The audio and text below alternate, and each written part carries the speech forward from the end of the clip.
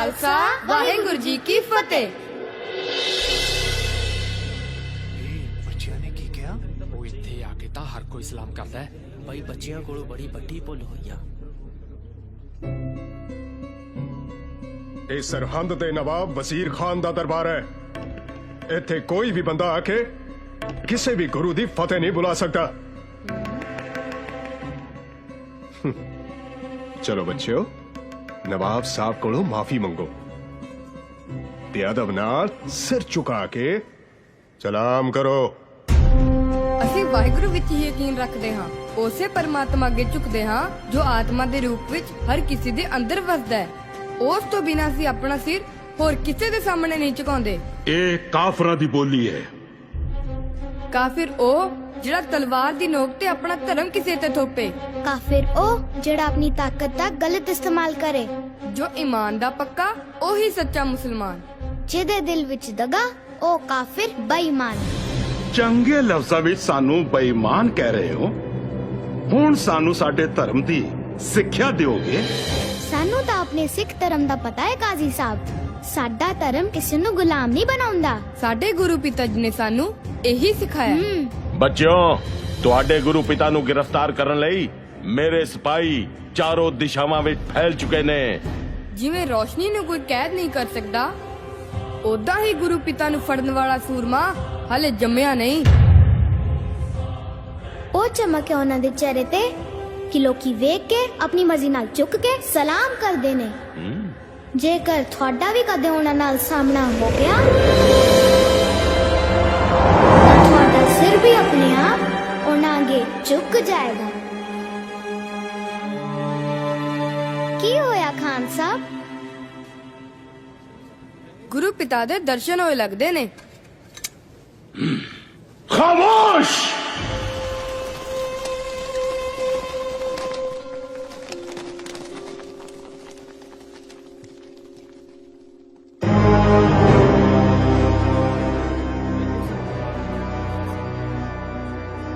ਬੱਚਿਓ, ਹੁਣ ਤੁਸੀਂ ਸਾਡੇ ਕੋਲ ਰਹੋ। ਮੈਂ ਵਾਅਦਾ ਕਰਦਾ ਹਾਂ ਕਿ ਤੁਹਾਡੀ ਹਰ ਜ਼ਰੂਰਤ ਪੂਰੀ ਕੀਤੀ ਜਾਵੇਗੀ। ਵੈਸੇ ਵੀ ਹੁਣ ਤੁਸੀਂ ਜਾਓਗੇ ਕਿੱਥੇ? ਸ਼ਾਇਦ ਤੁਹਾਨੂੰ ਪਤਾ ਨਹੀਂ, ਅਨੰਦਪੁਰ ਉਜੜ ਚੁੱਕਿਆ ਹੈ। ਤੁਹਾਡੇ ਗੁਰੂ ਪਿਤਾ ਨੂੰ ਅਸੀਂ ਫੜ ਲੈਣਾ ਹੈ। ਤੁਹਾਡੇ ਦੋਨੋਂ ਵੱਡੇ ਭਰਾ ਅਜੀਤ ਤੇ ਜੁਝਾਰ ਚਮਕੌਰ ਦੀ ਲੜਾਈ 'ਚ ਮਰ ਜਾ ਚੁੱਕੇ ਨੇ। ਤੁਹਾਡਾ ਕੀ ਯਕੀਨ ਕਰਨਾ? ਤੁਹਾਡੀ ਤਾਂ ਨੀਅਤ ਹੀ ਠੀਕ ਨਹੀਂ ਹੈ ਖਾਨ ਸਾਹਿਬ।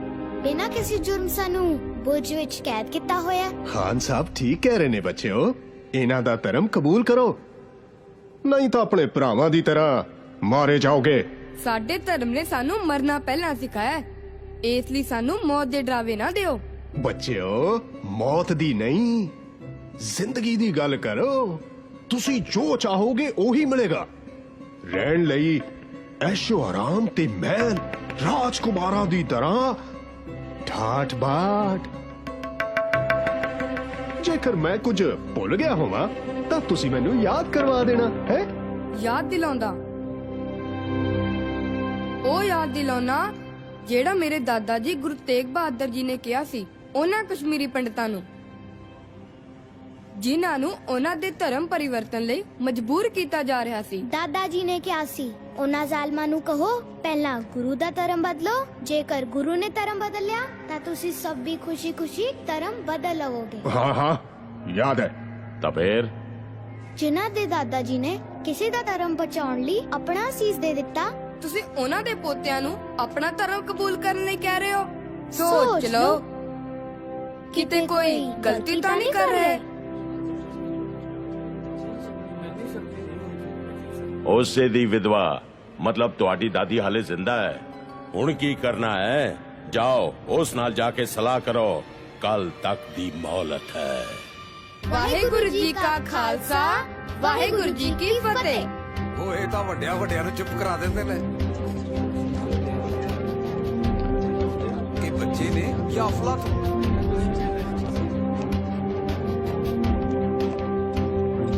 ਅੱਜ ਸਾਡੇ ਵਿੱਚ ਨਵਾਬ ਮਲੇਰ ਕੋਟਲਾ ਜਨਾਬ ਸ਼ੇਰ ਮੁਹੰਮਦ ਖਾਨ ਵੀ ਹਾਜ਼ਰ ਹੋਏ ਨੇ, ਜਿਨ੍ਹਾਂ ਦੇ ਇੱਕ ਨਹੀਂ ਦੋ ਭਰਾਵਾਂ ਨੂੰ ਇਹਨਾਂ ਦੇ ਪਿਤਾ ਗੋਬਿੰਦ ਨੇ ਬੜੀ ਬੇਰਹਿਮੀ ਨਾਲ ਕਤਲ ਕੀਤਾ।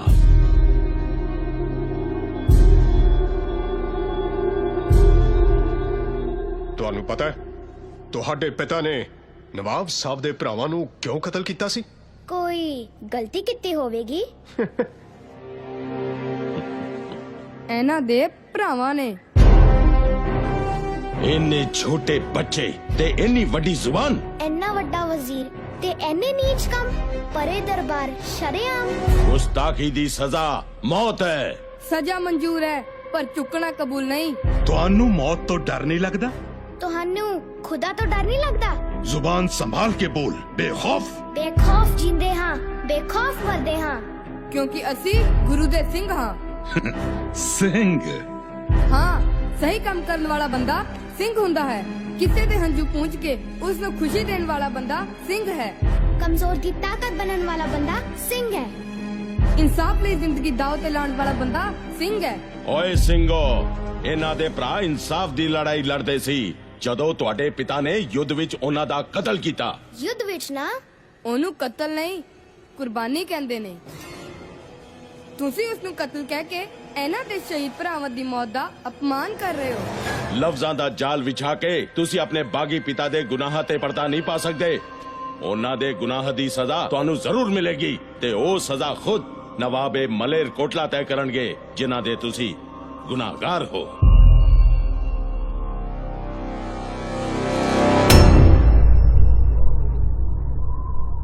ਦੱਸੋ ਫਿਰ ਨਵਾਬ ਸਾਹਿਬ, ਤੁਸੀਂ ਕਿਹੜੀ ਸਜ਼ਾ ਦੇਣਾ ਚਾਹੋਗੇ ਆਪਣੇ ਇਹਨਾਂ ਦੁਸ਼ਮਣਾਂ ਨੂੰ? ਮੈਂ ਗੋਬਿੰਦ ਕੋਲੋਂ ਆਪਣੇ ਭਰਾਵਾਂ ਦੀ ਮੌਤ ਦਾ ਬਦਲਾ ਲੈਣਾ ਚਾਹੁੰਦਾ ਹਾਂ ਤੇ ਉਹ ਮੈਂ ਜ਼ਰੂਰ ਲਵਾਂਗਾ, ਪਰ ਮੈਦਾਨੇ ਜੰਗ ਵਿੱਚ ਇਹ ਮੇਰੇ ਗੁਨਾਹਗਾਰ ਨਹੀਂ ਹਨ। ਔਰਤਾਂ ਤੇ ਬੱਚਿਆਂ ਕੋਲੋਂ ਬਦਲਾ ਨਹੀਂ ਲਿਆ ਜਾਂਦਾ। ਮੈਂ ਚਾਹੁੰਦਾ ਹਾਂ ਇਨਸਾਨੀਅਤ ਦੇ ਨਾਤੇ ਗੋਬਿੰਦ ਦੀ ਮਾਂ ਤੇ ਉਹਦੇ ਬੱਚਿਆਂ ਨੂੰ ਰਿਹਾ ਕਰ ਦਿੱਤਾ ਜਾਵੇ।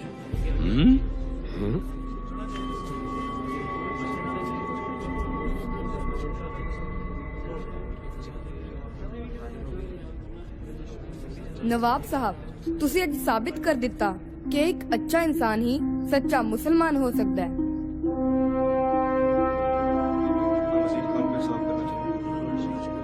ਮੈਂ ਵੀ ਇਨਸਾਫ ਵਿੱਚ ਯਕੀਨ ਰੱਖਦਾ ਹਾਂ। ਨਵਾਬ ਸਾਹਿਬ ਦੀ ਮਰਜ਼ੀ ਤੇ ਜਨਤਾ ਦੀ ਖੁਆਇਸ਼ ਦੇ ਮੱਦੇਨਜ਼ਰ ਮੈਂ ਇਹਨਾਂ ਨੂੰ ਆਜ਼ਾਦ ਕਰ ਦਿਆਂਗਾ। ਪਰ ਮੈਂ ਇਹਨਾਂ ਕੋਲੋਂ ਇਹ ਤਾਂ ਪੁੱਛ ਲਾਂ ਕਿ ਇਹ ਆਜ਼ਾਦ ਹੋ ਕੇ ਕੀ ਕਰਨਗੇ? ਉਹੀ ਕਰਾਂਗੇ ਜੋ ਸਾਡੇ ਗੁਰੂ ਪਿਤਾ ਕਰ ਰਹੇ ਹਨ। ਤੇ ਜਿਹੜੀਆਂ ਸਿੰਘਾਂ ਦੀਆਂ ਆਉਣ ਵਾਲੀਆਂ ਨਸਲਾਂ ਕਰਨਗੀਆਂ। ਕੀ? ਆਖਰੀ ਸਾਹ ਤੱਕ ਜ਼ੁਲਮ ਤੇ ਬੇਇਨਸਾਫੀ ਦੇ ਖਿਲਾਫ ਲੜਾਂਗੇ। ਉਹ ਕਿਵੇਂ? ਅਸੀਂ ਆਪਣੇ ਗੁਰੂ ਪਿਤਾ ਦੇ ਸਿੰਘਾਂ ਨੂੰ ਫੇਰ ਇਕੱਠਾ ਕਰਕੇ ਫੌਜ ਤਿਆਰ ਕਰਾਂਗੇ। ਸੁਣਿਆ ਤੁਸੀਂ ਸਾਰਿਆਂ ਨੇ ਇਹਨਾਂ ਦੇ ਬਾਗੀ ਇਰਾਦੇ? ਜਿਹੜਾ ਇਹਨਾਂ ਦਾ ਬਾਗੀ ਬਾਪ ਸਾਡੇ ਖਿਲਾਫ ਕਰ ਰਿਹਾ ਹੈ ਉਹੀ ਇਹ ਬਾਗੀ ਬੱਚੇ ਕਰਨਾ ਚਾਹੁੰਦੇ ਨੇ। ਹੁਣ ਦੱਸੋ ਦਰਬਾਰ ਵਿੱਚ ਬੈਠੇ ਕਾਜ਼ੀਓ ਤੇ ਵਜ਼ੀਰੋ ਕਿ ਮੁਗਲਿਆ ਸਲਤਨਤ ਦੇ ਇਹਨਾਂ ਬਾਗੀਆਂ ਬਾਰੇ ਤੁਹਾਡੀ ਕੀ ਰਾਏ ਹੈ? ਖਾਨ ਸਾਹਿਬ, ਹੁਣ ਤਾਂ ਸਭ ਦੀ ਰਾਏ ਇੱਕੋ ਹੀ ਹੋ ਸਕਦੀ ਹੈ। ਸੱਪ ਦੇ ਬੱਚੇ ਸੱਪ ਹੀ ਹੁੰਦੇ ਨੇ। ਸੁੱਚਾ ਨੰਦ, ਜ਼ੁਬਾਨ ਨੂੰ ਲਗਾਮ ਦੇ। ਮਜ਼ਲੂਮਾਂ ਦੇ ਉਹ ਦੋਸਤ ਨੇ, ਨੇਕੀ ਉਹਨਾਂ ਦੀ ਪਹਿਚਾਣ ਹੈ। ਸੀਸ ਝੁਕਾ ਕੇ ਆਦਰ ਕਰ, ਗੁਰੂ ਗੋਬਿੰਦ ਸਿੰਘ ਉਹਨਾਂ ਦਾ ਨਾਮ ਹੈ। ਸ਼ੁਕਰ ਕਰ ਅਸੀਂ ਤੁਹਾਡੇ ਕੈਦੀਆਂ, ਨਹੀਂ ਤਾਂ 100 ਗੁਰੂ ਪਿਤਾ ਦੀ ਹੁਣ ਤੱਕ ਤੇਰਾ ਸਿਰ ਮੋਢੇ ਤੋਂ ਡਿੱਗ ਚੁੱਕਾ ਹੋਣਾ ਸੀ। ਬਸ, ਮੈਂ ਹੋਰ ਕੁਝ ਨਹੀਂ ਸੁਣਨਾ ਚਾਹੁੰਦਾ। ਬਾਗੀ ਗੁਰੂ ਦੇ ਬਾਗੀ ਬੱਚੋ, ਸਾਡਾ ਧਰਮ ਕਬੂਲ ਕਰੋ ਜਾਂ ਬੇਰਹਿਮੀ ਨਾਲ ਮਰਨ ਲਈ ਤਿਆਰ ਹੋ ਜਾਓ। पहला मरण कबूल, जीवन की छड़ आस, हो सबना की रहन का, तो आओ हमारे पास। काजी साहब, फतवा। मेरा फतवा तैयार है खान साहब।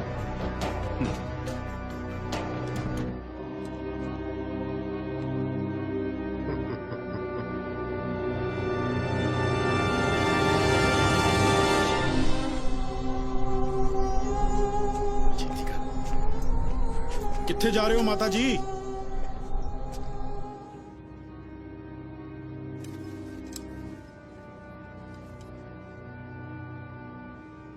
ਇਹਨਾਂ ਨੂੰ ਜ਼ਿੰਦਾ ਦੀਵਾਰ ਵਿੱਚ ਚਿਣ ਦਿੱਤਾ ਜਾਵੇ।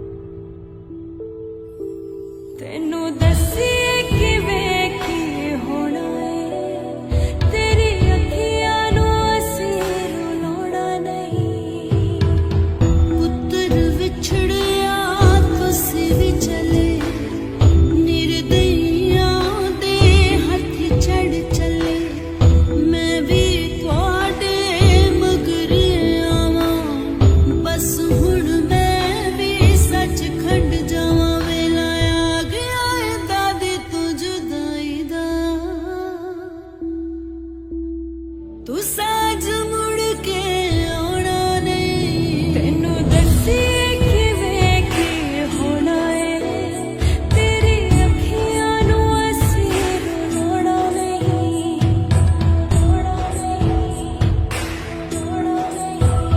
ਦੇਖਾਂਗੀ ਨਾ ਹੀਰੇ ਰੂਹਾਨੀਆਂ ਰਾਜ ਕੇ ਨਿਹਾਰ ਲਾਂ ਮੈਂ ਸੂਰਤਾਂ ਪਿਆਰੀਆਂ ਪਿਆਰੇ ਪਿਆਰੇ ਸਿਰਾਂ ਤੇ ਕਲਗੀ ਸਜਾ ਦਿਆਂ ਤੋਰਨ ਤੋਂ ਪਹਿਲਾਂ ਤੁਹਾਨੂੰ ਲਾਣਾ ਬਣਾ ਦਿਆਂ ਲਾਣਾ ਬਣਾ ਦਿਆਂ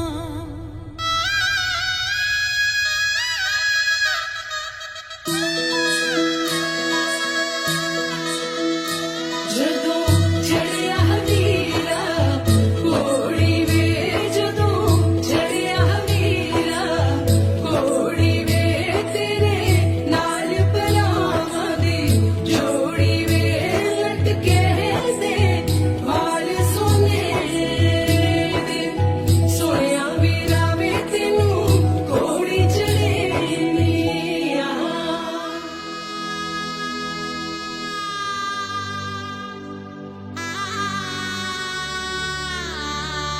ਦਾਦੀ ਸਾਡੇ ਲਈ ਕਿਉਂ ਹੋਰ ਨੇ ਨਾਲੇ ਤੇਰੀ ਸਿੱਖਿਆ ਤੇ ਉਤਰੇ ਤੇਰੇ ਲਾਲੇ ਕਰ ਕੇ ਸਿਰਾਂ ਦੇ ਪੇਟਾ ਰੱਬੀ ਤੇ ਆਨ ਕਰੀਏ ਦਾਦੇ ਪਿਤਾ ਦਾ ਨਾਂ ਰੋਸ਼ਨ ਜਹਾਨ ਕਰੀਏ ਰੋਸ਼ਨ ਜਹਾਨ ਕਰੀਏ ਫੇੜਾ ਆ ਗਿਆ ਏ ਦਾਦੀ ਜੁਦਾਈ ਦਾ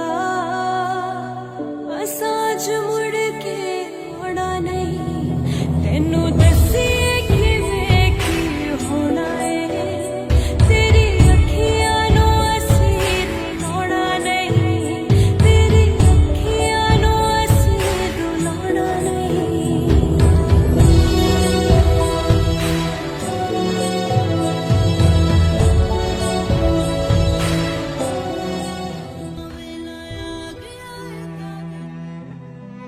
बंदी छोड़ सतगुरु रामपाल जी महाराज जी की जय हो। परमात्मा की सभी प्यारी आत्माओं को पवन दास जयपुर वाले का सत्साहेब। पुण्यात्माओं, बरवाला कांड से संबंधित सत सेवकों के वीडियो देखकर परमात्मा के बच्चों पर तेजी से दया हो रही है। इसी के चलते कल रोहतक हरियाणा से हमारी एक बहन का फोन आया। बहन वीडियो देखकर बुरी तरह रो रही थी और कह रही थी कि भगत जी, आपने इस वीडियो में जो जो बताया है वे बातें 100 की 100% सही हैं, लेकिन मुझे बार बार एक ही शंका हो रही है कि आखिर गुरुजी का भाई होने के बाद भी महेंद्र ने उनके साथ इतना बड़ा धोखा क्यों किया। इसलिए आज परमात्मा ने सत्य सबूतों सहित यह वीडियो इसी विषय पर बनवाया है कि आखिर भाई होकर भी संत रामपाल जी महाराज जी के साथ महेंद्र ने इतना बड़ा छल क्यों किया। पुण्यात्माओं, एक पुरानी कहावत है कि घर का जोगी जोगना, बाहर का जोगी सिद्ध। और यही कारण रहा कि संत रामपाल जी महाराज जी को घर का जोगी जोगना समझते हुए उनके रिश्तेदारों ने, चाहे बेटा हो या बेटी, भाई हो या जमाई, पत्नी हो या अन्य कोई ब्लड रिलेशन वाला, इनमें से किसी ने भी उन्हें परमात्मा तो छोड़िए कभी गुरु की दृष्टि से भी नहीं देखा। गुरु में परमात्मा को केवल वही आत्मा देख सकती है जिसने ज्ञान समझकर लाभ के मकसद से नहीं बल्कि अपने आत्म कल्याण के लिए उनके मार्गदर्शन अनुसार भक्ति शुरू की है, क्योंकि लाभ तो झाड़ फूक करने वाला एक तांत्रिक भी दे सकता है। सब जानते हैं संत रामपाल जी महाराज जी ने सन 1988 में दादा गुरु स्वामी रामदेवानंद जी महाराज जी से नाम दीक्षा ली थी। सन 1992 में दादा गुरु जी के आदेश से सत्संग करना और 1994 से नाम दीक्षा देते आ रहे हैं। लेकिन उनके बेटा बेटी, पत्नी, दामाद और रिश्तेदार सारे के सारे 2008 में ही उनकी शरण में क्यों आए? क्या इन परिवार वालों को 1994 से 2008 यानी इन 14 वर्षों में संत रामपाल जी महाराज जी के अंदर परमात्मा नजर नहीं आया? उस समय तो यही परिवार वाले सब के सब उनका विरोध किया करते थे, जो हमने काफी बार सत्संगों में स्वयं गुरुजी के मुख कमल से भी सुना है। लेकिन 2008 के बाद सभी रिश्तेदारों को संत रामपाल जी महाराज जी के अंदर अचानक परमात्मा नजर आने लगता है। क्यों? क्योंकि ये लोग पुजारी परमात्मा के नहीं बल्कि माया के हैं। 2008 में सुप्रीम कोर्ट से जमानत पर बाइज्जत बरी होने के बाद भक्तों की संख्या बढ़ने लगी और साथ ही दान भी बढ़ चढ़कर आने लगा, जिसके चलते सभी परिवार वाले गुरुजी के आसपास ऐसे आने लगे जैसे मिठास के चलते गुड़ के आसपास मक्खियां भिनभिनाती हैं। लेकिन संत रामपाल जी महाराज जी को इन भिनभिनाती मक्खियों के आचार विचार और व्यवहार का अच्छे से पता था, क्योंकि राजस्थान में एक कहावत है कि पूत के पैर पालने में ही दिखाई दे जाते हैं। वैसे तो संत रामपाल जी महाराज जी ने अपने परिवार और पुश्तैनी संपत्ति का काफी वर्षों पहले ही त्याग कर दिया था, लेकिन परिवार वाले अपने स्वार्थों के चलते उनसे ऐसे चिपके रहे जैसे शीतलता के लिए सरफ चंदर के पेड़ से लिपटा रहता है। और अंत में इनकी उल्टी हरकतों व मनवस आचरण के कारण सन 2013 में संत रामपाल जी महाराज जी ने आधिकारिक तौर पर भी अपने राशन कार्ड से सभी परिवार वालों को अलग कर दिया था। देखिए, बरवाला कांड से 1 साल पहले यानी 2013 में बना हुआ गुरुजी का यह राशन कार्ड, जो स्पष्ट करता है कि संत रामपाल जी महाराज जी का कोई बेटा बेटी, पत्नी या भाई नहीं है। यदि उनका कोई अपना है तो वह भगत है जो मर्यादा में रहकर उनकी भक्ति करता है।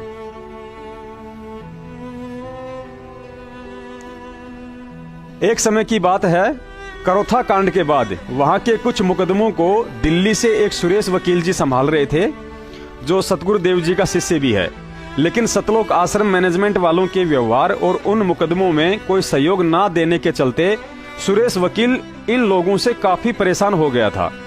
और एक दिन वह इतना परेशान हो गया कि सीधा आश्रम के अंदर उस जगह पहुंच गया जहां महेंद्र, बलजीत, रामनिवास छावला, राजेंद्र भटगांव और राज कपूर सहित कई धर्म के ठेकेदार कुर्सी पर बैठे हुए सतगुरु रामपाल जी महाराज जी के पास ही खड़े थे।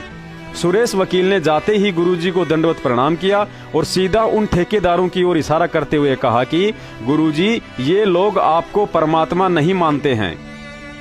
उसी समय सतगुरु देव जी दुखी मन से अपने घुटनों पर हाथ रखकर खड़े हुए और सुरेश वकील के सर पर हाथ रखते हुए कहा, बेटा, तू परमात्मा की बात कर रहा है, ये लोग तो मुझे गुरु भी नहीं मानते।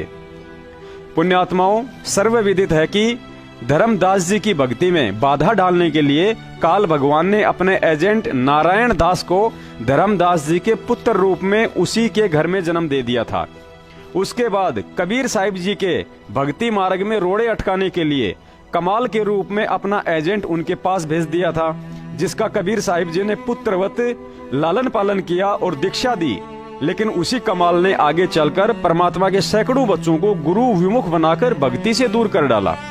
ठीक इसी तरह आज भी उसी काल भगवान ने भाई के रूप में अपने एजेंट महेंद्र को भेजकर संत रामपाल जी महाराज जी के भक्ति मार्ग में बरवाला कांड करवाकर कितना बड़ा रोड़ा अटका डाला तथा गुरुजी को मर्डर के केस में उम्र कैद करवाकर स्वयं उन्हीं के बच्चों की नेक कमाई को राजनीति में लगाकर सबके कर्म फोड़ रहा है। यह काल एजेंट महेंद्र संत रामपाल जी महाराज जी को परमात्मा तो कोसों दूर की बात है, अपना गुरु भी नहीं मानता है। यदि उन्हें गुरु मानता तो 18 नवंबर 2014 बरवाला कांड की मध्य रात्रि में अपने गुरु को धोखा देकर कायरों की तरह आश्रम से पीठ दिखाकर नहीं भागता। परमात्मा ने तो अपनी वाणी में कहा है कि शीश दिए जो गुरु मिले तो भी सस्ता जान, और शिष्य धर्म भी यही कहता है कि बरवाला कांड के बाद संत रामपाल जी महाराज जी पर सतलोक आश्रम मैनेजमेंट की नालायकी के चलते जो झूठे दोष व मुकदमे लगे हैं, उन सबको महेंद्र ने अपने ऊपर लेकर अपने गुरु के लिए शीश देने वाली वाणी को चरितार्थ करना था।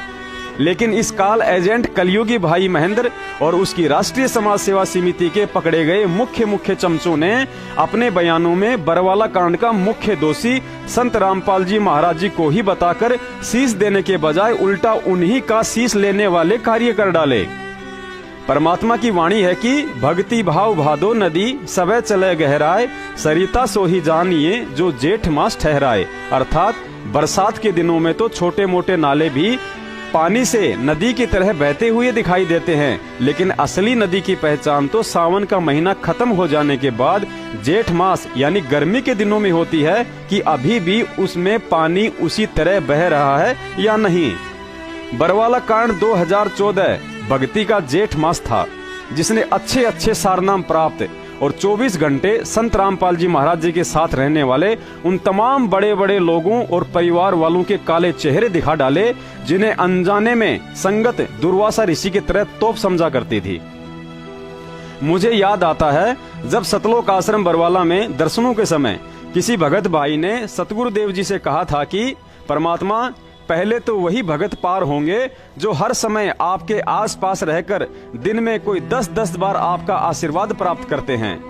तो गुरुजी ने मुस्कुराते हुए कहा कि बेटा एक बात बता, डॉक्टर कौन से मरीज को अपने पास अधिक रखता है और देखभाल भी ज्यादा किसकी करता है? तो भगत जी ने कहा कि गुरुजी, जो सबसे ज्यादा सीरियस होता है। तो गुरुजी ने कहा बेटा इन चक्करों में मत पड़ो कि जो मेरे सबसे नजदीक रहते हैं वे ही पहले पार होंगे। समझ लो ये सब के सब आईसीयू में भर्ती हैं और इनके भक्ति संस्कार कितने कमजोर हैं इसका मुझे ही पता है। और सर्वविदित है कि संगत सतगुरु देव जी के आसपास रहने वाले महेंद्र जैसे जिन सारनामी लोगों को बहुत बड़ा भगत समझती थी, उन्हीं की अज्ञानता, नालायकी और षड्यंत्र का नतीजा है कि आज सतगुरु देव जी हमसे दूर हैं। क्योंकि तत्व ज्ञान कहता है कि भक्ति मार्ग में एक भगत की पहचान वर्षों से नहीं बल्कि उसके ज्ञान और समझ से होती है। उदाहरण के लिए गुरुजी ने बताया कि यदि 2 पेज का कोई पत्र लिखते लिखते आपको नींद आ जाती है तो अगले दिन आप उसे दोबारा से लिखना शुरू नहीं बल्कि 2 पेज आगे से ही लिखना शुरू करते हैं। ठीक इसी तरह भक्ति मार्ग है। पिछले जन्म में जिस आत्मा ने परमात्मा की शरण ग्रहण करके जहां तक अपनी भक्ति का सफर तय किया होता है, अगले जन्म में उसकी भक्ति उसके आगे से ही शुरू होती है। उदाहरण के लिए मान लीजिए 650 साल पहले महेंद्र ने मात्र 2 या 3 साल तक ही परमात्मा की भक्ति की और उसके बाद भक्ति त्याग दी। और किसी दूसरे रामचंद्र नाम के भगत ने उस समय 20 साल तक मालिक की शरण में रहकर सारनाम तक प्राप्त कर लिया था। अब यदि इस समय महेंद्र 20 साल से भक्ति कर रहा है और सारनाम भी प्राप्त कर लिया है और वह रामचंद्र नाम का भगत महेंद्र के 20 साल बाद सतगुरु देव जी की शरण में आकर प्रथम नाम लेकर भक्ति शुरू करता है, तो भी रामचंद्र का ज्ञान योग 650 साल पहले 20 साल तक की गई भक्ति के आधार से वर्तमान में 20 साल पहले से भक्ति कर रहे सारनाम प्राप्त महेंद्र से अधिक प्रबल होगा। अतः भक्ति मार्ग में हमें किसी सारनामी भगत, 24 घंटे गुरुजी के आसपास बंदूक लेकर घूमने वाले भगत या गुरुजी के परिवार वालों को देखकर नहीं चलना है। हो सकता है रामचंद्र जी की तरह पिछले जन्म के भक्ति आधार से आपका भी भक्ति संस्कार इन सबसे अधिक मजबूत हो। इसलिए परमात्मा के तत्व ज्ञान आधार से हमें भक्ति मार्ग में केवल ज्ञान को आधार बनाकर चलना है जो गुरुजी ने हमें समझाया है। अतः इस भक्ति मार्ग में ज्ञान के महत्व को समझाने के लिए ही तो गुरुजी ने हमें सत्संग में 4 साल और 40 साल से भक्ति कर रहे 2 भक्तों की कथा सुनाई थी। सुनिए गुरुजी के मुख कमल से। पुण्यात्माओं, परमात्मा पर पूर्ण विश्वास करना पड़ता है। एक समय एक नगर में 2 साधक साधना किया करते थे। एक तो लगभग 40 वर्ष से साधना कर रहा था, लंबी लंबी दाढ़ी बढ़ गई थी, बड़े बड़े केस बड़े हुए थे, देखने से ऐसा लगता था जैसे महापुरुष बैठे हों। और एक भक्त ने अभी 4 वर्ष से ही साधना शुरू की थी। एक देवदूत आया करता था भगवान के पास से, विष्णु जी के पास से, और वो उन भक्तों के पास आकर चर्चा करता था। दोनों के पास, वो दूर दूर रहते थे, गांव के एक पूर्व में एक पश्चिम में। दोनों के पास घंटा घंटा बैठ के जाता था, चर्चा होती थी, बड़ा आनंद से समय व्यतीत हो रहा था। एक दिन भगवान के पास देवदूत ने कहा कि भगवान, आपके उस नगरी में 2 परम भक्त रहते हैं, भगवान ने कहा विष्णु जी ने कि नहीं, उनमें मेरा एक भक्त है, एक तो वैसे ही अपना टाइम पास कर रहा है। तब देवदूत ने कहा कि हाँ भगवान, वो जो 40 साल से आपके समर्पित है वो परम भक्त होगा कि नहीं? परम भक्त वो है जो 4 वर्ष से साधना पर लगा है, वो 40 वर्ष वाला परम भक्त नहीं है, वो भक्त नहीं है। अब वो देवदूत भगवान के मुंह की तरफ देख रहा है, शायद इनके भगवान के समझण में फर्क रह गया, मैं किसके विषय में कहना चाहूं। तब देवदूत ने कहा देखो जी, वो 40 वर्ष से इस पूर्व में बैठा है और उसकी बड़ी बड़ी दाढ़ी है, वो है ना परम भक्त? बोला नहीं, वो तो डलेट हो रहा है। अब देवदूत के गले उतरे नहीं यह बात कि वो 4 साल का परम भक्त कैसे हो गया, वो 40 साल से बैठा है। तब भगवान ने सोचा कि भाई इस देवदूत का बात समझ में आई नहीं मेरी। तब भगवान ने कहा कि भाई देवदूत एक बात बता, तेरे आप बात जची नहीं मेरी कि भाई वो भगत को नहीं। वो कहने लगा देवदूत भगवान ऐसी बात नहीं है, आप जो कहोगे वो सत्य ही होगी, लेकिन मेरी बुद्धि छोटी है, मेरा यकीन ना होता। परमात्मा ने कहा भी बात कर, एक बात सुने। विष्णु जी कहने लगे कि आज तू जिस समय वो फिक्स टाइम पर जाता था, वो देवदूत प्रत्येक दिन प्रत्येक के पास, जब उसके पास 12 बजे गया है तो दूसरे के पास 2 बजे जाता था, एग्जैक्ट 1 बजे जाता, जैसे उनका ऐसा टाइम था। तो भगवान ने कहा कि आज तू अपना टाइम पर ना जाना, 1 घंटा 2 घंटे लेट जाना, देर से जाना। अच्छा, और फिर उनको ये कहना, कुछ बताया मंत्र भगवान ने, फिर उसका उत्तर क्या दें वो मुझे बताना। अब वो सबसे पहले उसके पास गया, क्योंकि उसका तो खटक थी कि ये परम भक्त पाओगा, बड़ी दाढ़ी बुढ़ा रहा, 40 साल से भक्ति कर रहा है, बड़ा सभ्य व्यक्ति नजर आता है, बड़ी एज्ड है। अब उसने कारण पूछा कि देवदूत आज देरी कैसे कर दी, आप आते हो, आपके इंतजार कर रहा था कि आज क्या कारण है देवदूत नहीं आए, आप आते हो, भगवान की चर्चा होती है, आनंद आता है। तो देवदूत ने कहा कि महात्मा जी, हे भक्त, आज लेट होने का कारण बताऊं? कहां जी बताओ। कि परमात्मा ने एक कमाल कर दिया, और वो कमाल करना था 1 बजे, और वो कमाल देखकर आया मैं। अब भाई के कमाल कर दिया? वो भगत बोला कि भगवान ने सुई के छिद्र में थे नोक में के हाथी निकाल दिया। अब वो साधक, वो भक्त कहता है कि देवदूत ऐसी झूठ बोल जो किसी का समझ में आ जा, सुई की नोक में हाथी निकल सके है क्यों मूर्ख बना रहा है। अब देवदूत की बुद्धि घूम गई, सचमुच इधर डांगर बैठा है जिसने भगवान पर विश्वास नहीं। तो फिर भगवान वाली बातें याद आई कि सचमुच ठीक कह रहे थे, तो पशु है डले ढो रहा खाम खा, जिस पर भगवान पर विश्वास नहीं। फिर वो गया दूसरे के पास जो 4 वर्ष से साधना कर रहा था। अब देवदूत का ये जो चरी थी कि तो जाते नाटेगा। अब उसने भी कारण पूछा कि देवदूत बहुत देर से आए, क्या बात हुई, कुशल तो है? अब देवदूत ने कहा कि भाई कुशल तो है भगत, लेकिन परमात्मा ने कमाल कर दिया, एक लीला करनी थी, वो 1 बजे करनी थी, वो देखकर मैं आया हूं, इसलिए देरी होगी। क्या कमाल किया? उसको भी बताया कि परमात्मा ने चाड़ा पाट दिया, कमाल कर दिया। वो देवदूत कह रहा है भाई मैं तो हैरान हूं। अब वो भगत कहता बताओ तो सही क्या कुछ कर दिया भगवान ने ऐसा कि परमात्मा ने सुई की नोक में हाथी निकाल दिया। अब वो भगत कहता है ये क्या कमाल, भगवान काट दे सारी पृथ्वी ने, सुई की नोक में गए, तू हाथी पर मान रहा है। परमात्मा पूरी पृथ्वी को निकाल सकता है सुई की नोक के अंदर से, ये भी कोई कमाल है भगवान का। परमात्मा सब कुछ कर सकता है। सीने से लगा लिया उस देवदूत ने, उसको 4 वर्ष से भक्ति कर रहा था। और फिर परमात्मा के पास आकर कहा भगवान आप सही कह रहे थे, वो 40 साल वाला तो कति डले ढोरा डांगर बैठा है, और वो 4 साल के बालक ने ये उत्तर दिया, प्रभु कि भगवान निकाल दे सारी पृथ्वी ने सुई की नोक में गया तो बातें कुछ कोई ना। तो पुण्यात्मा, जब तक आपको परमात्मा के ऊपर इतना विश्वास नहीं होगा, आप भक्ति नहीं कर सकते, मोक्ष प्राप्ति नहीं कर सकते। और ये साड़ी बधाना और ये तो एक बाएं हाथ का खेल उस भगवान का, कुछ भी सांग को नहीं उसके आगे। सतगुरु जो चाहे सो कर ही, और 14 कोट दूत जम डर ही, ऊत भूत जम त्रास निवारे, और चित्रगुप्त के कागज पढ़े।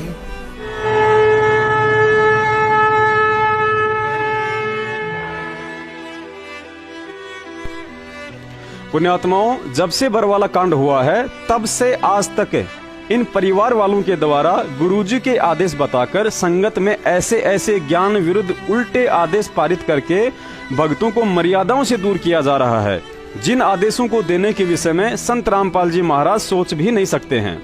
हाल ही राजनीति के सवादु सतलोक आश्रम मैनेजमेंट हरियाणा ने संगत को गुरुजी का आदेश बताकर बीजेपी सरकार को हराने के लिए कांग्रेस सरकार को वोट डालने का घटिया आदेश बताकर भक्तों के क्रम फुड़वाने शुरू कर दिए हैं। देखिए एक छोटी सी झलक। महाराज की जय हो। सभी भाइयों से निवेदन है, थोड़ा सब लोग बैठ लेने, 1 मिनट का काम है हमारा, 1 मिनट में हम सारी बातें क्लियर कर देते हैं। सबसे निवेदन है हमारा, सब लोग बैठ जाए। भाइयों से निवेदन है, बैठ जाए। प्रार्थना है सभी से भाई हमारी कि हमारे मध्य प्रदेश में संत रामपाल जी महाराज के 30 लाख अनुयायी है, और 30 लाख अनुयायी भाजपा को वोट नहीं करेंगे। ये हमारी सारी पूरी संगत का पूरा 18 नवंबर को काला दिवस मनाया गया था हम सभी ने, और सबने 18 नवंबर को ये प्रतिज्ञा की है कि हम बीजेपी को वोट नहीं देंगे। और ये हमारे संत रामपाल जी महाराज के लिए हर जिले में हर सांसद को, हर विधायक को जो कार्यक्रम में दिया है। और ये हमारी पुस्तक है संत रामपाल जी महाराज की। खड़े हो जाए, फोटो खिंचा रहे आप लोग। आ जाना भगत भाई, आ जाओ भगत भाई, आ जाओ थोड़े ना, आ जाओ भगत भाई। थोड़ा वोट है 6000 वोट है, 6000 वोट आ जाओ सब लोग, तुम लोग 6000 वोट हम एक मुफ्त दे रहे हैं आपको, बिल्कुल मुफ्त करके। बहुत बढ़िया, क्योंकि हमको बीजेपी को हराना है, सीधी सीधी बात।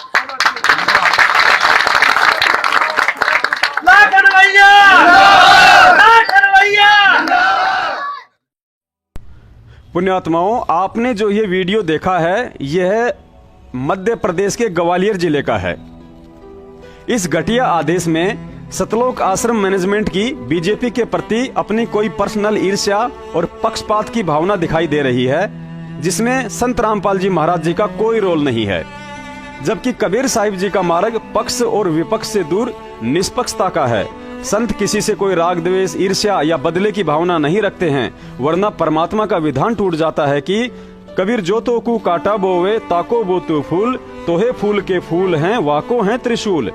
कहते हैं 2 नावों में सवारी करने वाला व्यक्ति अंत में डूबता ही डूबता है। अर्थात भक्ति और गंदी राजनीति परस्पर एक दूसरे की शत्रु हैं।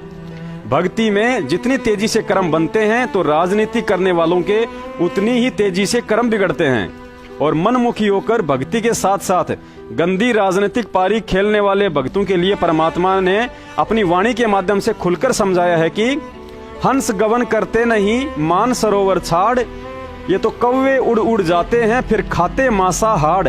यहाँ परमात्मा ने हंस शब्द का प्रयोग अपनी उस प्यारी आत्मा के लिए किया है जो उनके आदेश व ज्ञान में रहकर सुकर्म करते हुए भक्ति करते हैं, और कौवा शब्द उन निर्भागी आत्माओं के लिए प्रयोग किया है जो भक्ति के साथ साथ विकारों के कीचड़ में भी धसी रहती हैं। और अंत में ऐसे लोगों की हालत धोबी के उस कुत्ते की तरह होती है जो ना घर का रहता है और ना घाट का। तथा परमात्मा के विधान तोड़कर जो आत्माएं ऐसे कौओं का संग करती है तो उनके साथ क्या बनेगी बताने की जरूरत नहीं है, सर्वविदित है। सुनिए सतगुरुदेव जी के मुख कमल से। और फिर क्या उदाहरण दिया है, अंश गवन करते नहीं ये मान सरोवर छाड़े, कौवे उड़ उड़ जाते हैं ये खाते मांसाहारे।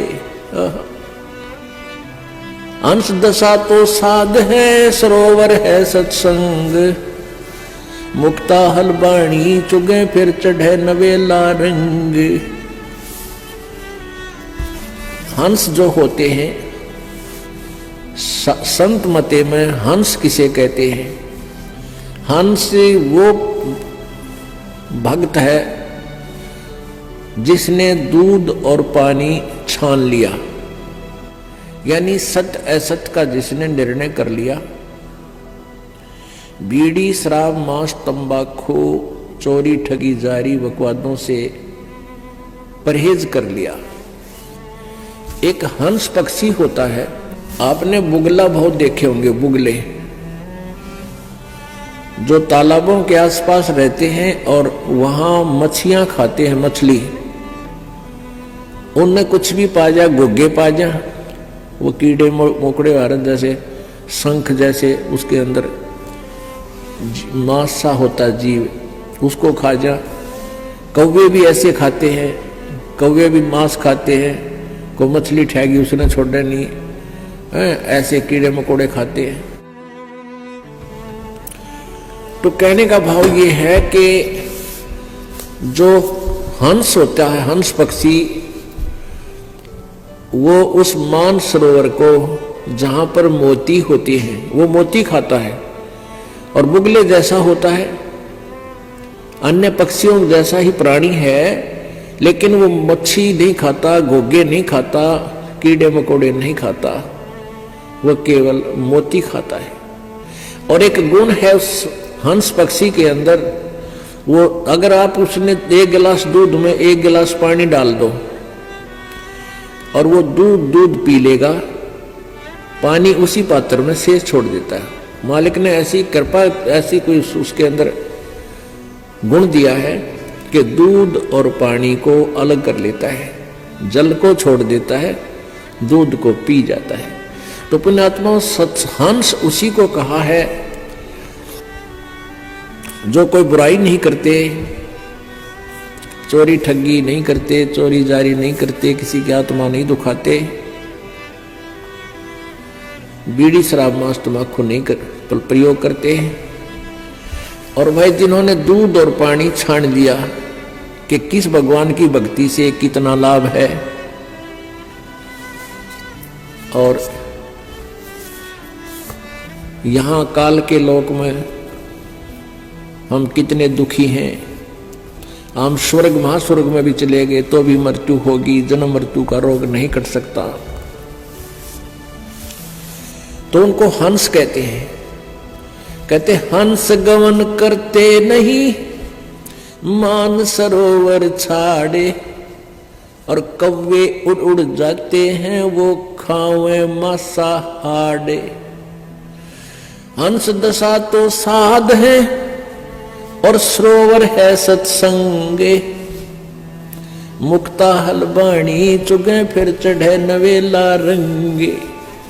जो हंस होते हैं, अच्छी आत्मा होती है, वो सत्संग छोड़कर नहीं जाते। ये सत्संग तो समझो एक तालाब है, सरोवर है, और आप जी हंस हैं। साध सोए जो सीधा चले, सब बुराइयों को छोड़ दे, भगवान की भक्ति करे, परमात्मा में ध्यान रखे, वो साध होता है।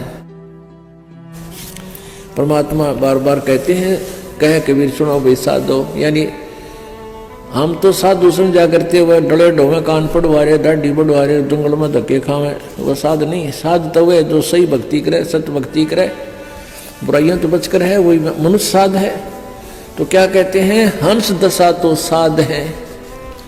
आप जी तो हंस हैं और सरोवर है सत्संग, और यहां ये परमात्मा के मोक्ष मार्ग रूपी मोती आप चुग रहे हो, ग्रहण कर रहे हो,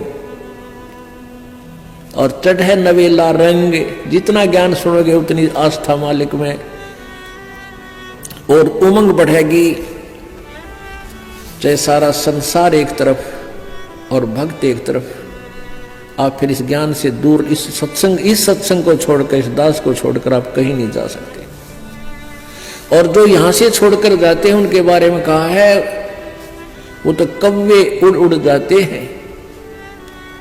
जो खाते मांसाहार, जिन पर बुराई नहीं छूटती, लालच लोभ नहीं छूटता, वो जाया करें, वो कौवे हैं, वो हंस नहीं बने। हंस गवन करते नहीं मान सरोवर छाड़े। हंस नहीं जाया करते मान सरोवर ने छोड़कर, जहां ऐसी मोती मिलते हैं। ये कौवे उड़ उड़ जाते हैं, वो खाते मांसाहार। परमात्मा कहते हैं, कबीर का मार्ग कठिन है, कायर का नहीं काम, इस पर चले कोई सूरमा, यहाँ आठों पहर संग्राम। आज से पहले अज्ञानतावश हम सूरमा व्यक्ति उसे समझा करते थे जो लड़ाई झगड़े करने से नहीं डरता हो, किसी निर्बल पर अत्याचार करता हो और लोगों के दिलों में दहशत पैदा करके अपना प्रभुत्व कायम रखता हो। लेकिन भक्ति मार्ग में सूरमा उस व्यक्ति को कहा जाता है जो सत्य के लिए अडिग होकर समाज से संघर्ष करता हो, परमात्मा की सत्य भक्ति करता हो तथा प्रतिकूल परिस्थितियों में भी सत्य राह पर चलते हुए हर संकट सहने की क्षमता रखता हो, जैसे मीरा जी, मंसूर जी, ईसा जी, सेऊ सम्मन और नेकी जी। इसलिए गुरुजी ने एक सत्संग में बताया कि कथनी और करनी में बड़ा अंतर होता है। कहने को तो एक भगत झट से कह देता है कि परमात्मा तन मन धन सब तेरा और तेरा तुझको अर्पण क्या लागे मेरा। इस पर गुरुजी ने बताया कि यह तन मन धन तो सब है ही मेरा, और जिस दिन मेरा मुझको देगा तब कालजा पाटेगा तेरा। क्योंकि जब तन मन धन देने का समय आता है तो तू पीछे हट जाता है। सुनिए सतगुरुदेव जी के मुख कमल से। जो दास कहे उसको विचार करना, और कहते हैं तन मन धन सब तेरा और तेरा तुझको अर्पण क्या लगे मेरा। ये तो कहने की करना पड़ेगा। अब कबीर साहब कहते हैं तन मन धन सब मेरा और मेरा मुझको देगा जब कालजा पटेगा तेरा। तो अब ऊपर ऊपर से तो कह रहा जी तन मन धन सब तेरा, और जब मेरा मुझे देने का समय आता जब पीछे नटता है। अब ऐसे नहीं, जो कहा वो करके देखो। अतः काल एजेंट मनवस सतलोक आश्रम मैनेजमेंट हरियाणा के द्वारा लाखों की संगत को जगह जगह नाम केंद्र खोलकर दान के नाम पर लूटने के खिलाफ और भक्तों से मर्यादा विरुद्ध आचरण करवाकर उनकी मर्यादाएं खंडित करवाने के खिलाफ एकजुट होकर इस पाखंड के खिलाफ आवाज उठाकर परमात्मा को तन मन धन से सहयोग देने का समय है। लेकिन संगत में पढ़े लिखे और सारनाम प्राप्त लोग भी उल्टा इन घटिया राजनीतिक व ज्ञान विरुद्ध आदेशों को गुरुजी का ही आदेश समझकर उसी मैनेजमेंट की चमचागिरी में मस्त हैं। परमात्मा अपनी वाणी में कहते हैं कि कहे कबीर सोए जन मेरा, जो नीर खीर का करे निवेरा। यानी मेरा सच्चा भगत वही होगा जो भक्ति मार्ग का हर एक फैसला मेरे ज्ञान को आधार बनाकर करेगा। और परमात्मा ने कबीर सागर में बताया कि यह भक्ति मार्ग हमेशा नाद वंश यानी वचन के पुत्रों से ही आगे बढ़ा है, और बिंद वालों ने तो काल प्रेरणा से इस मार्ग को हमेशा पीछे ही धकेला है। तथा कबीर साहिब जी ने काल प्रेरित बिंद वालों के संपर्क में रहकर भक्ति विरुद्ध कर्म करने वाले भक्तों को अनुराग सागर में विशेष हिदायत भी दी है। और वर्तमान में सतगुरुदेव जी के बिंद वाले उनके अपने परिवार और ब्लड रिलेशन वाले आते हैं, तथा वचन वंश में आप और हमारी जैसी वे आत्माएं आती हैं जो उनके नाद यानी शब्द के पुत्र हैं। तथा बिंद वालों को हिदायत भी दी है कि अगर बिंद वालों ने नाद वाले भक्तों की बात नहीं मानी तो काल उन्हें सताने लगेगा। कलयुग में कबीर साहिब जी ने भक्ति की शुरुआत अपने नाद वंश यानी धर्मदास जी से शुरू की थी, लेकिन धर्मदास जी के अपने शरीर के अर्थात बिंद पुत्र नारायण दास ने काल प्रेरणा से उनका पुरजोर विरोध किया। तो धर्मदास जी की प्रार्थना पर कबीर साहिब जी ने अपने वचन से 80 वर्ष की उम्र में आमिनी देवी के गर्भ से अपने नाद पुत्र चूड़ामणि जी को उत्पन्न किया, जिससे आगे यह मार्ग चला। लेकिन आगे चलकर धर्मदास जी की पीढ़ियों में काल पुनः प्रवेश कर गया और इस मार्ग में मनमुखी बनकर बैठ गया। उसके बाद इस मार्ग को पुनः यथावत चलाने के लिए कबीर साहिब जी ने अपने नाद पुत्र गरीबदास साहिब जी को छुड़ाने में भेजा, लेकिन गरीबदास जी के अपने बिंद वालों ने उनकी एक नहीं सुनी और दुनिया ने दीक्षा लेकर उनके नाद पुत्र बनकर अपना कल्याण करवाया।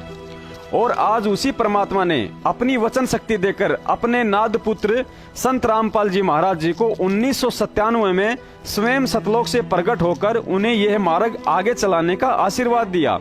लेकिन आज सर्वविदित है कि ज्ञान आधार से दुनिया वाले दीक्षा लेकर उनके नाद के पुत्र पुत्री बनकर अपने आत्म कल्याण का मार्ग प्रशस्त कर रहे हैं। और कबीर साहिब जी की वाणी के अनुसार उनके बिंद अर्थात परिवार ने काल प्रेरणा से उनके आदेशों की आड़ में बरवाला कांड करवा डाला और आज पुनः उन्हीं आदेशों की आड़ में हमसे राजनीतिक और अन्य भक्ति विरुद्ध कुकर्म करवाकर भक्ति मर्यादाओं से दूर कर रहे हैं।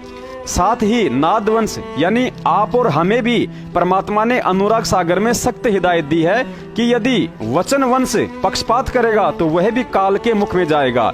सुनिए अनुराग सागर की यह अनमोल वाणी। चारों युग प्रमाण है भाई, पंथ नाद से ही हो जाई, निर्गुण हो या सगुण हो भाई, नाद बिना ना चले पंथाई, नाद पुत्र तू धर्म हमार, जीव मुक्ति का दिया अधिकार, ऐसे ही वंश 42 तारे, जब भी गिरेगा तभी उबारे, नाद वचन जो बिंद न माने, काल लगेगा उसे सताने, अगर काल से बचना चाहे, नाद वंश संग प्रीत निभाहे, नाद वंश की छोड़ी जो आस, बिंदु फंसे फिर यम की फांस, काल दूत छल कपट करेगा, निगुरे जीव देख खुश होगा, वे ही काल के मुख में पड़ेंगे, नाद वंश का हित न करेंगे, तभी तो तुमको रहा समझाई, सबको तुम देना चेताई, नाद वंश को जो जानेगा, वचन वंश वही पहचानेगा, सत्य शब्द जो समझा होगा, यम आकर उसे न रोकेगा, धर्मदास मैं कहूँ समझा कर, मेरा वचन सुन ध्यान लगा कर, जीवों से तुम कहना जाई, वचन वंश तुम्हें तारे भाई, वचन वंश जो नाद न छोड़े, सदा ही प्रीत नाद संग जोड़े, नाथ गोत जो पक्ष करेगा तो दुख में पड़ेगा, बहुत प्रकार से तुम समझाए, जो समझे वो दुख ना पाए। भाइयों और बहनों, भक्ति भगवान और आत्म कल्याण से दूर राजनीति के स्वादु काल एजेंट सतलोक आश्रम मैनेजमेंट के मनवस विचारों को समझाने के लिए गुरुजी ने एक सत्संग में विष्णु भगवान और सूअर की कथा सुनाई थी। एक समय विष्णु भगवान पृथ्वी लोक पर भ्रमण कर रहे थे तो उन्हें एक सूअर दिखाई दिया जो गटर के गंदे पानी व कीचड़ से भरे एक नाले में मदमस्त होकर मैला यानी लैट्रिन खा रहा था। सूअर की ऐसी हालत देखकर विष्णु जी को उस पर तरस आ गया और कहने लगे कि भाई, आप यहाँ मैला खाते हो, सारा दिन कीचड़ में नाक रगड़ते रहते हो, तुम चाहो तो मेरे साथ विष्णु लोक में चल सकते हो, वहाँ तुम्हें कोई दुख नहीं होगा, बना बनाया बढ़िया भोजन और रहने को महल मिलेगा। सूअर ने विष्णु जी की बात काटते हुए कहा कि भगवान, आपके विष्णु लोक में मैला यानी लैट्रिन भी मिलता है क्या? विष्णु जी बोले, भाई वह विष्णु लोक है, कोई पृथ्वी लोक थोड़ी ही है जो लैट्रिन मिलेगा। तो सूअर बोला, भगवान फिर मुझे ऐसे लोक में नहीं जाना जहाँ मैला नहीं मिलता हो, आप जाइए, मैं यहीं मस्त हूँ। ठीक इसी तरह उस सूअर की भांति परमात्मा मिलने और उनके संविधान की जानकारी होने के बावजूद भी सतलोक आश्रम मैनेजमेंट हरियाणा उस मैले रूपी राजनीतिक कुक्रम को नहीं त्याग रहा है। इसका मतलब इन्हें उस सतलोक में नहीं जाना जहां राजनीति रूपी मैला नहीं मिलता हो। अब आप जी स्वयं विचार कर लेना कि ऐसे काल प्रेरित बुद्धि भ्रष्ट लोगों की संगति करके दान ज्योति व पाठ का पैसा देकर व कांग्रेस को वोट देकर आप सतलोक जाने की तैयारी कर रहे हो या अगले जन्म में सूअर बनकर दुनिया का मैला खाने की, फैसला आपके हाथ में है। साथ ही सतगुरुदेव जी ने ऐसे लोगों के विषय में और उन लोगों के विषय में जो अंधे होकर किसी दूसरे की बहकाव में आकर परमात्मा की मर्यादाओं के खिलाफ कुकर्म करते हैं, उनके लिए परमात्मा ने कहा कि वे भगत अपने परमात्मा को कलंकित करते हैं। सुनिए परमात्मा का यह अनमोल वीडियो। नकली गुरु को धारण नहीं करें और पूरे गुरु से जब आप संपर्क में आ जाओ तो उसके एक एक वचन का पालन आप जी को करना होगा। और गुरु जी प्रसन्न है तो मैं तुमसे प्रसन्न हूँ, और गुरु जी की आज्ञा की अवहेलना करते हो, कहते ही कपट मुख प्रीत उचारे।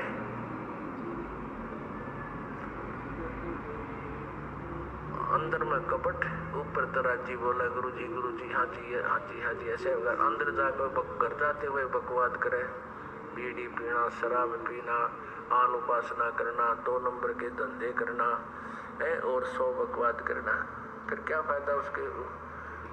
ये तो अपना भी जीवन व्यर्थ कर रहे हो और परमात्मा को भी कलंकित कर रहे हो कि उनका उपदेशी व्यसन कर रहा है, चोरी कर रहा है, ठगी कर रहा है और कोई बकवाद कर रहा है। पुण्यात्माओं, सतगुरु रामपाल जी महाराज जी ने 2008 में ही अपने मुख कमल से स्पष्ट इशारा किया है कि हमारी संगत में 2 काल के दूत पैदा हो चुके हैं, और वे 2 दूत उनका छोटा भाई महेंद्र और मुख्य ट्रस्टी बलजीत लहरी है, जो कांड करवाकर बाहर संगत के दान पर मजे मार रहे हैं। लेकिन गुरुजी ने यह भी कहा है कि उनकी दाल नहीं गलेगी क्योंकि संगत समझदार हो चुकी है। सुनिए अंत में यह वीडियो। वैसे तो परमात्मा दास से मर्यादित ही बुलवाते हैं, फिर भी उपरोक्त वीडियो में किसी भी प्रकार की शाब्दिक चोट के लिए दास परमात्मा व अपने सभी भाई बहनों से क्षमा प्रार्थी है। सत साहेब। यदि सतगुरु नहीं मिलते, सतगुरु का अर्थ होता है जो सच्चा ज्ञान दे अकॉर्डिंग टू द शास्त्र, यानी हमारे सदग्रंथों के अनुसार विधि बतावे और उसको आदेश हो नाम देने का, वो अधिकारी हो नाम देने का। अब ये नाम प्राप्त करके इस दास से सार नाम भी प्राप्त कर लिया और फिर आप खुद वो नाम देने लग जाए, किसी थर्ड पर्सन को से मान ले वो एक नकली ड्रामा भी कर दे कि मैंने उससे आदेश ले लिया नाम देने का, नहीं, क्योंकि जिससे उसने नाम लिया है वो अधिकारी ही नहीं है इस नाम के देने का। तो ऐसे कोई उपदेश देता है तो वो अपना भी जीवन और उन भोली आत्माओं का जीवन व्यर्थ कर रहा है। जैसे सरकार का, गवर्नमेंट का एक प्रतिनिधि होता है, कोई जैसे ये बोर्ड बना, SS बोर्ड बनाया हुआ है, तो उसमें जो चेयरमैन होता है वो अपॉइंटमेंट लेटर पर साइन कर देता है, तो उस बच्चे की नौकरी पक्की हो जाती है सरकार में। और उस अपॉइंटमेंट लेटर में 5-4 पंक्तियां होती हैं, लाइन होती है, उसमें लिखा होता है कि you are hereby appointed for the post of such and such, your salary will be such and such, these will be term and condition, और वो नीचे साइन कर देता है चेयरमैन। तो उस लड़के को वो नौकरी प्राप्त होगी, सारी सुविधा सरकार देगी। यदि उन्हीं 5-4 पंक्तियों को कोई भी टाइप करवा कर एनीबॉडी दस्तक कर दे तो किसी को वो लाभ नहीं मिल सकता जो उस अधिकारी के द्वारा, गवर्नमेंट द्वारा नॉमिनेटेड, गवर्नमेंट द्वारा अपॉइंटेड वो चेयरमैन के साइन से जो लाभ मिला, अन्य व्यक्ति के साइन करने से, दस्तक करने से, हस्ताक्षर करने से कोई लाभ नहीं मिलता। ऐसे ही अधिकारी के बिना, ये उपदेश लिए बिना वो कोई लाभ नहीं करेगा, क्योंकि काल तो अपने दूत बीच में फंसाएगा एक आधा, उसको तो आग लगी हुई है, काल को तो ये चिंता बन गई है कि तो तेरा बाग उजड़ेगा। और ये परमेश्वर का संदेश वाहक आकर के ये यथार्थ ज्ञान बता रहा है, और जब इन प्राणियों को ये पता लग जाएगा तो सभी के सभी परमात्मा की शरण में पहुंच जाएंगे। यही कारण है कि पीछे कितना बड़ा बवंडर बनवा दिया इस काल ने ही, उन काल के दूतों को श्रृंगार दिया, प्रेरित किया। और इस दास के बारे में झूठी अफवाहें फैलाकर मार बिगन तार दिया, तो काल को चिंता होगी है कि ईव तेरी बात बिगड़ेगी। जो आज तक झूठा संदेशा भिजवा रखा था जनता में, अब ये पोल खुल रही है। तो जिस कारण से उसने ये सब कहानी बिगड़वाने की चेष्टा की, लेकिन समर्थ का सरना गहो रंग होरी हो, कभू ना हो काज राम रंग होरी हो। समर्थ की ओट में बैठे हैं हम, उस पूर्ण पुरुष की आड़ में, उसकी पूर्ण पुरुष की शरण में हम बैठे हैं। हमारा कभी अकाज नहीं हो सकता। आप देख रहे थे तत्व ज्ञान पर आधारित साध संगति के वीडियो। इसी तरह की प्रमाण सहित और भी वीडियो देखने के लिए वीडियो को लाइक करें, फॉलो करें हमारे चैनल को, जिससे कि और भी ज्ञान आधारित वीडियो आपको मिलती रहे। अधिक जानकारी के लिए फेसबुक या यूट्यूब पर सर्च करें पवन दास इस लाइव और साध संगति से जुड़े रहे और मर्यादित ज्ञान आधारित सतभक्ति करें, क्योंकि साध संगति ही यथार्थी 13वां कबीर पंथ है। पूर्ण ब्रह्म परमेश्वर सदगुरु रामपाल जी भगवान जी का